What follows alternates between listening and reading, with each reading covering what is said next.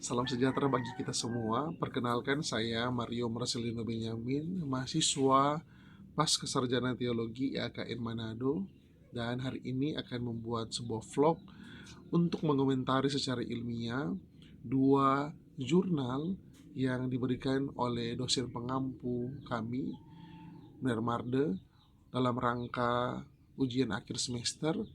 Dan saya akan mengomentari dua artikel ilmiah. Yang pertama, kontribusi kontekstualisasi perjanjian baru sebagai fondasi teologi konstruktif. Dan yang kedua, tentang teologi misi transformatif dan inklusif dalam perjanjian baru sebagai basis pengabdian Kristiani pada masyarakat. Kita akan mulai mengomentari untuk artikel yang pertama. Artikel yang berjudul Kontribusi Kontekstualisasi Perjanjian Baru sebagai Fondasi Teologi Konstruktif. Ini terbit di Jurnal Teologi Cultivation volume 9 nomor 2 Desember 2025. Kalau saya membaca, saya melihat tujuan dari penulisan artikel ini adalah menelaah sejauh mana pola kontekstualisasi dalam perjanjian baru. Dalam hal ini ada Yesus, Konsili Yerusalem, dan Paulus dapat dijadikan sebagai fondasi epistemologis dan metodologis bagi teologi konstruktif yang responsif, inklusif, dan peka terhadap konteks. Nah, relevansi tinggi untuk wacana teologi kontekstual, misiologi, hermeneutika kontekstual, dan teologi konstruktif ini di konteks masyarakat plural seperti Indonesia, ini kayaknya menjadi sebuah hal yang menarik dari artikel yang dibuat ini. Nah, tapi kalau kita melihat beberapa hal yang ada di dalam, termasuk kerangka teori dan landasan pustaka. Nah, landasan teoritis yang dibuat dalam artikel ini bertumpu pada beberapa bagian teori. Yang pertama dari Bevans, model teologi kontekstual atau Models of Contextual Theology. Ada Schreiter tentang lokal teologi, ada Bos tentang transformasi misi, ada Sane tentang translating in the message, ada Wright tentang mission of God, ada Walls, ada Hasselgrave dan Roman, ada Van Egen, Newbigin, dan lain-lain. Nah, artikel ini menggabungkan tema inkarnasi dalam Yohanes pertama ayat 14, misi, teologi kontekstual, teologi konstruktif, postkolonial, pluralisme, dan missio Dei, sehingga kerangka teori cukup luas dan mapan. Nah, saya melihat kekuatan dari artikel yang pertama ini, dia memakai sebuah pustaka klasik dan kontemporer secara seimbang, seperti yang sudah saya sebutkan tadi secara teoritis. Nah, saya lihat juga dalam kekuatan dari artikel yang pertama ini adalah dia memiliki konsep-konsep kunci tentang inkarnasi, transposabilitas, Injil, redemptive analogy, kontekstual hermeneutik, dan teologi inkarnasi. Dijelaskan dengan cukup jelas dan konsisten di artikel yang pertama ini. Tapi karena kita membahas soal kekuatan, kita juga akan membahas soal kelemahan dari artikel ini. Nah, kelemahan dari artikel ini adalah dalam dimensi konstruktif. Saya lihat masih lebih banyak diangkat secara konseptual dan normatif, belum kuat dikaitkan dengan satu aliran tertentu, misalnya konstruktif evangelikal, konstruktif ekumenis, atau mungkin konstruktif postkolonial. Sehingga posisi teoritis artikel dalam peta konstruktif teologi global belum benar-benar secara spesifik. Nah, saya melihat juga hampir semua rujukan dalam literatur yang dicantumkan di artikel ini tidak memunculkan literatur yang kontekstual secara Indonesia, padahal temanya sangat relevan dalam konteks Nusantara. Kita masih melihat masih belum terlalu muncul tentang konsep-konsep kontekstual yang dari Indonesia sendiri.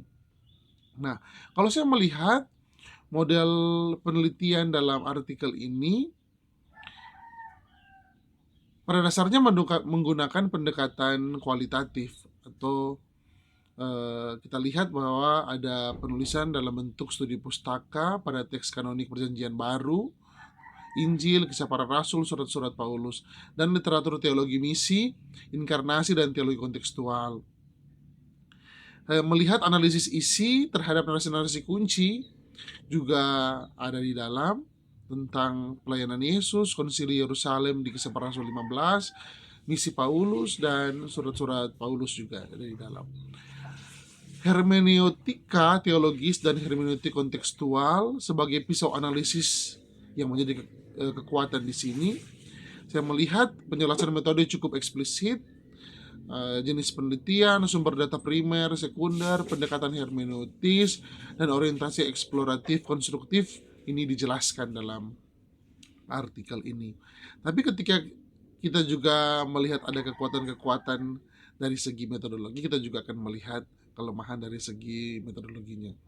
Nah, prosedur analisis tidak dijabarkan secara lebih operasional, misalnya tahapan tema, kriteria pemilihan perikop, atau cara menggabungkan temuan tekstual dan konsep konstruksi teologis. Ya, itu saya lihat menjadi sebuah kelemahan. Dan saya melihat juga tidak ada diskusi tentang keterbatasan dari metode yang digunakan ini. Misalnya subjektivitas penafsir atau pilihan teks yang selektif dan kemungkinan pembacaan yang alternatif. Itu yang saya lihat.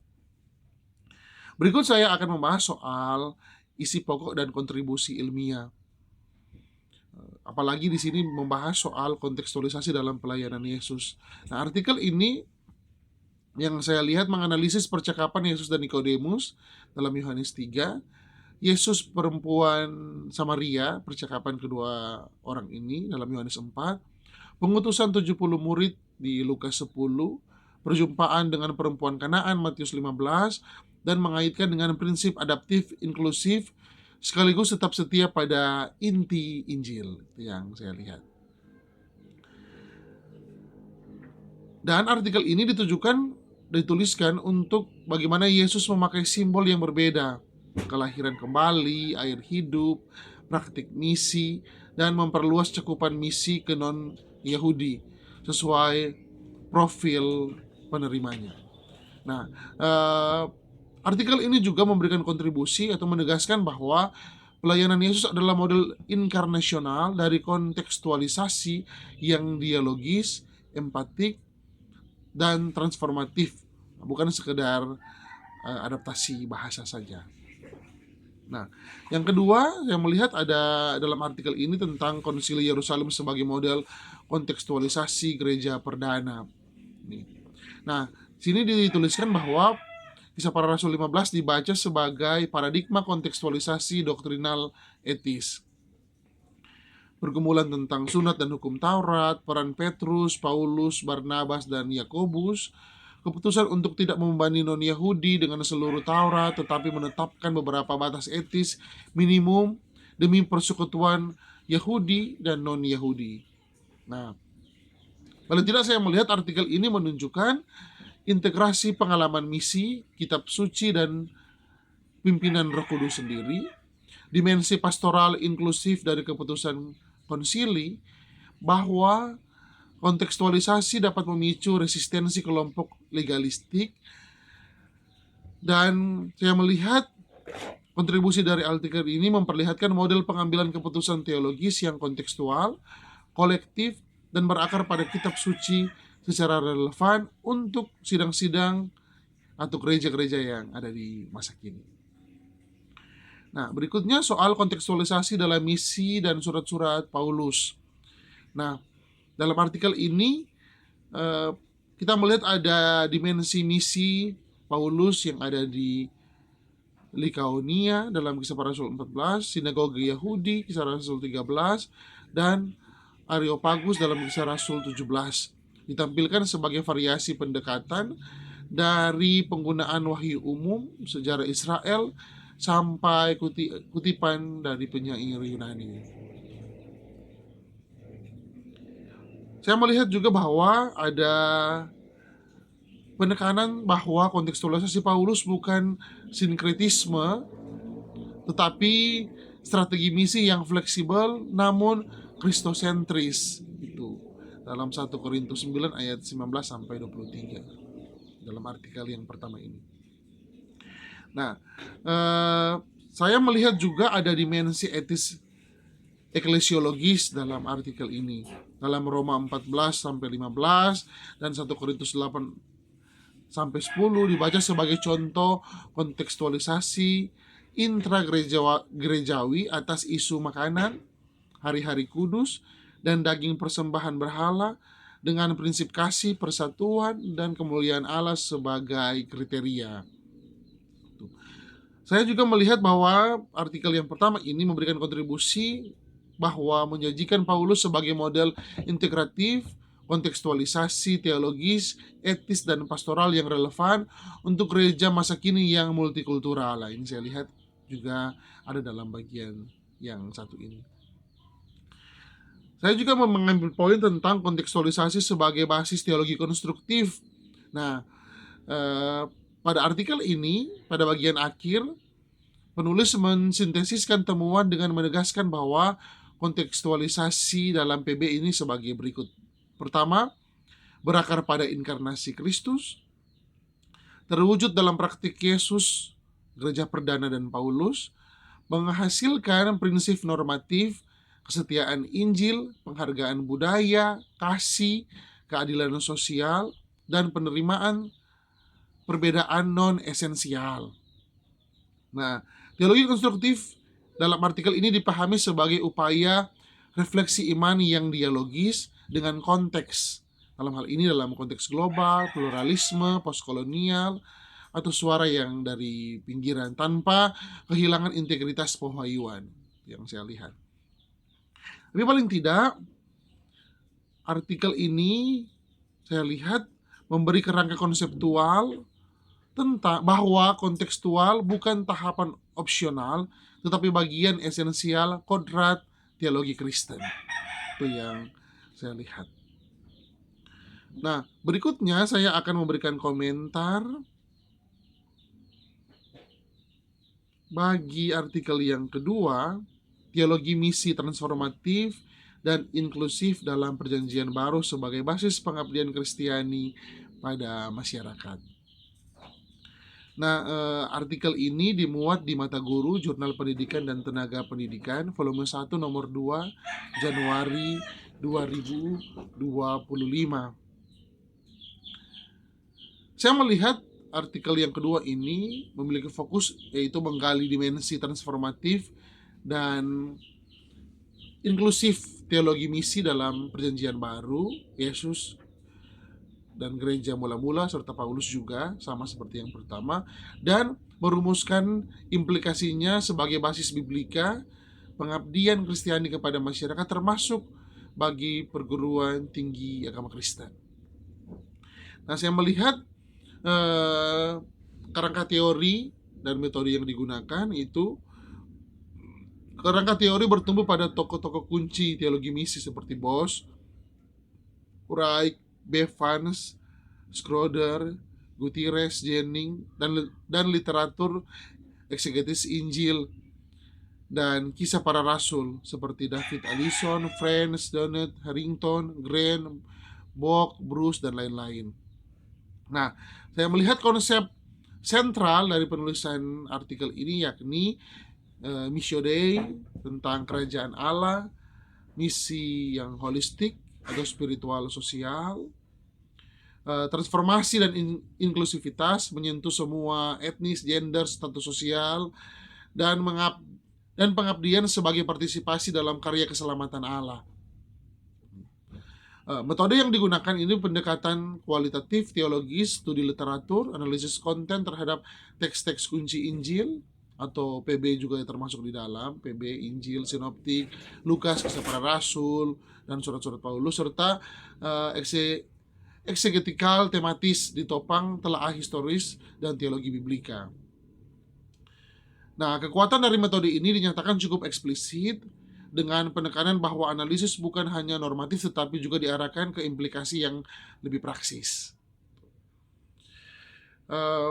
Artikel ini dalam pendahuluan menegaskan bahwa misi adalah inti eksistensi gereja, bukan hanya penyebaran ajaran, tetapi panggilan teologis yang transformatif, inklusif, berakar pada karya Allah dalam Kristus dan dilanjutkan oleh gereja mula-mula.